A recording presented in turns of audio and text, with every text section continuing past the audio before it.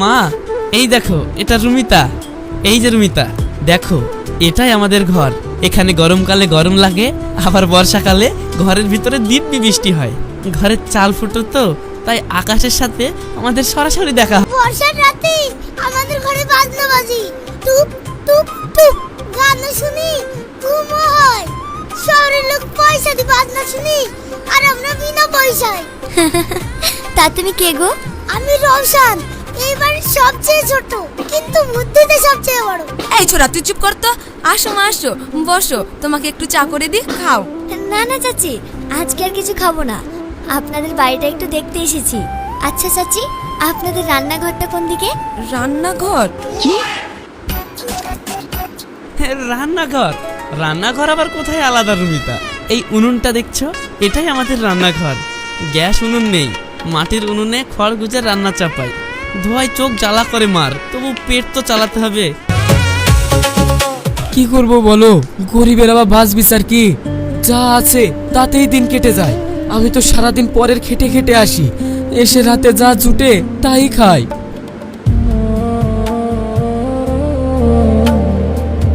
পানি কোথা থেকে আনেন? ওই যে সামনে কুয়োটা দেখছো, ওটাই আমাদের ভরসা। হ্যাঁ, একটাই কুয়ো, আর লোক 50 ঘর। সকালবেলায় কুয়োর কাছে যা লোক হয়, বিয়ের বাড়িতে অত লোক হয় না। লাইন দিতে দিতে তো কারোর পানি তোলা হয় না, রোদ উঠে যায়। একটা কুয়ো এতগুলো ঘর চলে? চাচি, আপনাদের ঘরে টাকা পয়সাও নেই, সুখ সুবিধাও নেই, তবু একটা জিনিস দেখছি, আপনারা যা বলছেন সব সোজাসুজি সত্যি বলছেন, কিছুই লুকাচ্ছেন না। লুকোবো কি মা? গরিব মানুষের লুকানোর কিছু থাকে না, হাড়ির খবর উঠোনেই পড়ে থাকে। এটাই তো আসল কথা চাচি, বড় লোকের বাড়িতে সব ঝকঝকে, কিন্তু ভেতরে কত মিথ্যে লুকোনো থাকে। আমার আপনাদের সবাইকে খুব ভালো লেগেছে। সত্যি বলছো রুমিতা? তোমার খারাপ লাগেনি আমাদের এই ভাঙা ঘর দেখে? না, বরং মনটা ভরে গেল। আজ তাহলে আসি চাচি, আসসালামু আলাইকুম। ওয়ালাইকুম আসসালাম। আবার এসো মা, হবে?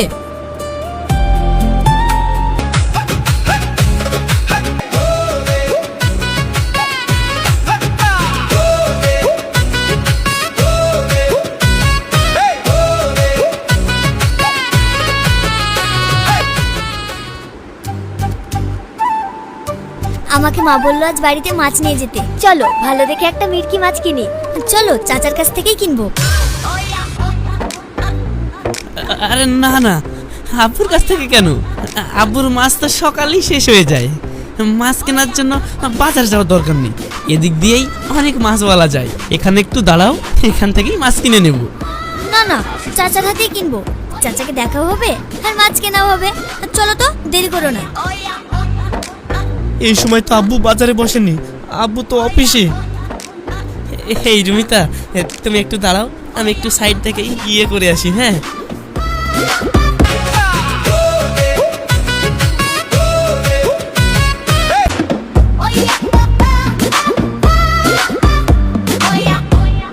আব্বু সর্বনাশ, রুমিতা মাছ কিনতে তোমার কাছে আসছে। এখনই তুমি যেখানেই থাকো ছুটে বাজারে চলে এসো, দেখে যেন মনে হয় তুমি মাছ বেচছো। দেরি হলে আমরা ধরা পড়ে যাব। তুমি যেখানেই আছো তাড়াতাড়ি বাজারে গিয়ে যাত্রার মাছের দোকানে বসে পড়ো। প্রয়োজনে যদি সে না মানে টাকা দাও।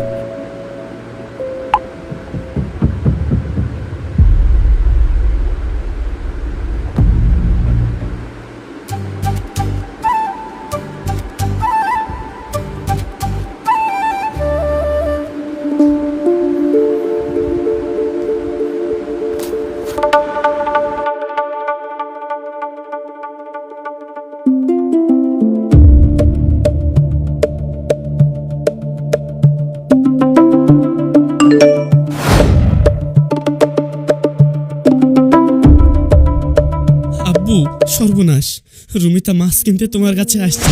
এখনই তুমি যেখানেই থাকো ছুটে বাজারে চলে এসো, দেখে যেন মনে হয় তুমি মাছ বেচছো। দেরি হলে আমরা ধরা পড়ে যাব।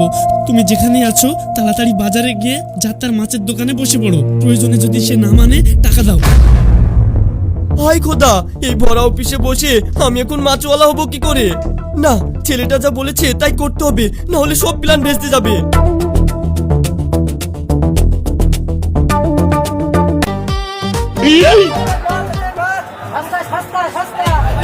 এ কি, তুমি তোমার আব্বু ওখানে কোট ব্লেজার পরে বসে কেন? গরিব মানুষ গায়ে এত দামি কোট? না না, ওটা আব্বু না, শহরের এক বাবু পুরাতন কোট ফেলে দিয়েছিলেন, আব্বু ওটাকে কুড়িয়ে নিয়ে এসেছিল। সকালে একটু শীত শীত করছিল, সেই জন্য মনে হয় পরেছে। গরিব মানুষ, বুঝতেই পারছো, যা পাই তাই পরে আর কি। ও তাই বলো। আহারে, নিজের একটা সোয়েটারও নেই, লোকের ফেলে দেওয়া কোট পরতে হয়।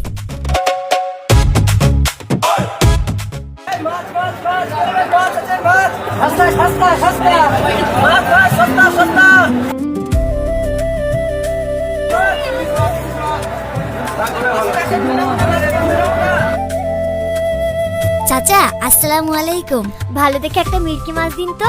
ওয়ালাইকুম আসসালাম। মিরকি, এই নাও। ও বাবা, এই মাছ তো ভারী পিছল, একদম হাতে থাকে না। মাছ তো পিছলি হয় চাচা, আপনি এতদিন থেকে মাছ বেচছেন আর মাছ ধরতে পারছেন না? আরে না না, আব্বুর হাতে আজকে একটু তেল লেগেছিল তো তাই। দাও আব্বু, আমি ধরছি। মাছের দাম কত চাচা? 700। চাচা, গোটা বাজারে মিরকি 170 টাকায় বিক্রি হচ্ছে আর আপনি 700 চাইছেন? আব্বু মজা করছে, 700 নয় 170, বুঝতে পারছো না? আব্বু না কথা বলতে গেলে একটু গুলিয়ে যায়, বয়স হচ্ছে তো। আব্বু 170 বলো, 70।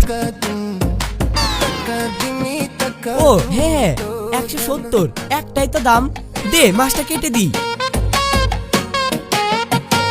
दूध हो गया बेटे।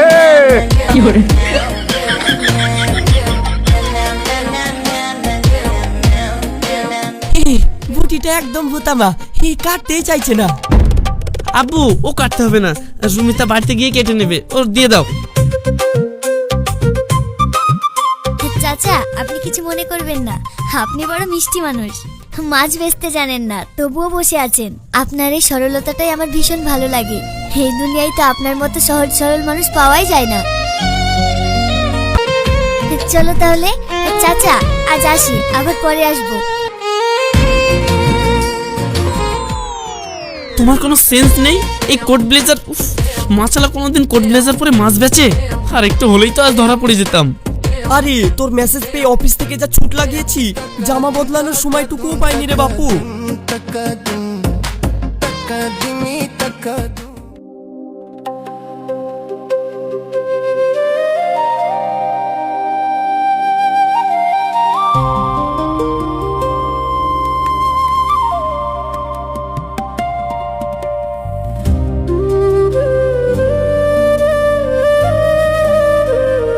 লেও মা, খাও পান্তা ভাত, পেঁয়াজ আর শুকনো লঙ্কা পুরা, খেয়ে দেখো।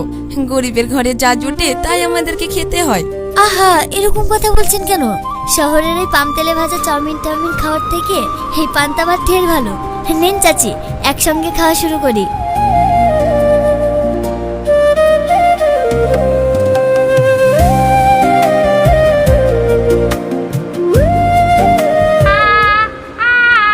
আরে চাচি, পান্তা ভাত কেউ চামচ দিয়ে খায় নাকি? ও রুমিতা, আসলে মার হাতের আঙুলে না এই বাতের ব্যথা আছে। সকালে এই ঠান্ডা ভিজে ভাতে হাত দিলে আঙুলগুলো ঠান্ডায় ব্যথা করে, ডাক্তার ঠান্ডা পানিতে হাত দিতে বারণ করেছে, তাই এই চামচ দিয়ে খাই আর কি। আরে এত বারণ করি যে তোমাকে ঠান্ডা ভাত খাওয়ার দরকার নেই, গরম ভাত খাও, কে কার কথা শোনে? ও আচ্ছা আচ্ছা।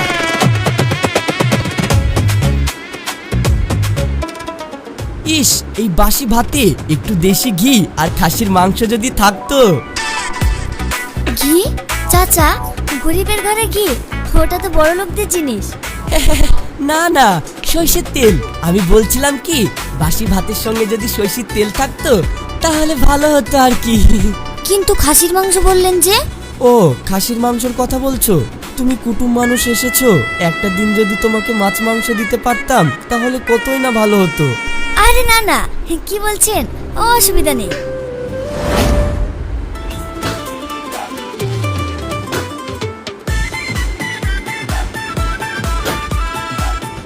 স্যার, ইস, এটা তো আমি একদম ভুলে গিয়েছিলাম।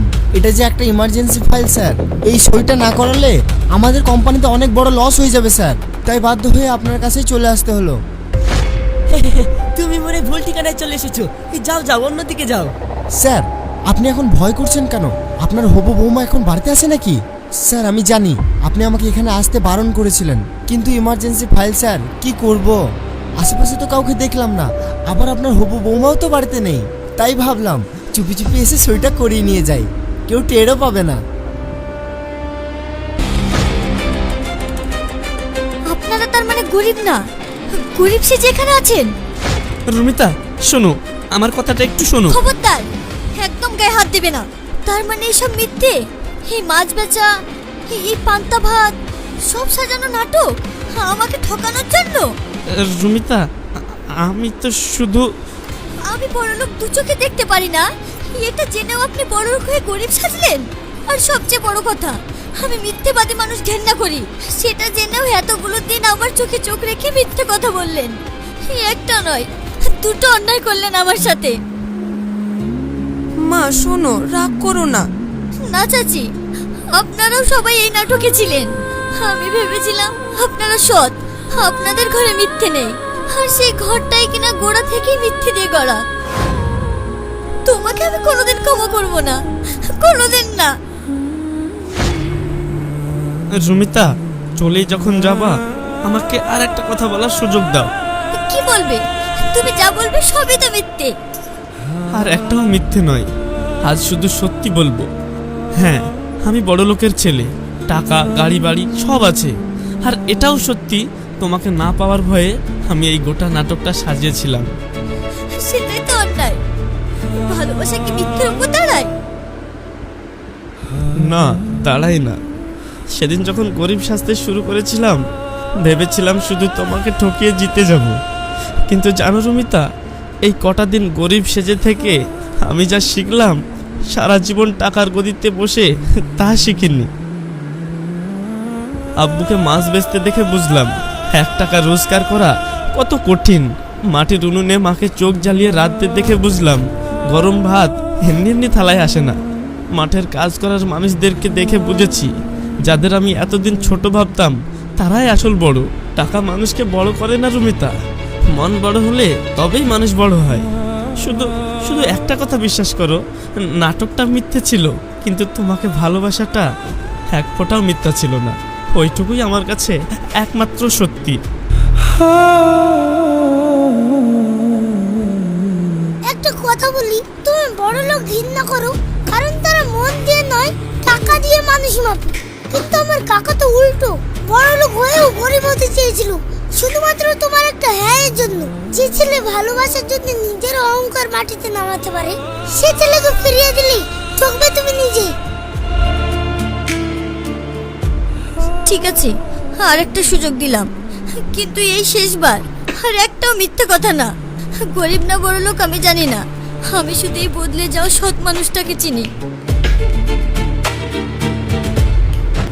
আয় মা, আমার বুকে আয়, আজ থেকে তুই আমাদেরই মেয়ে।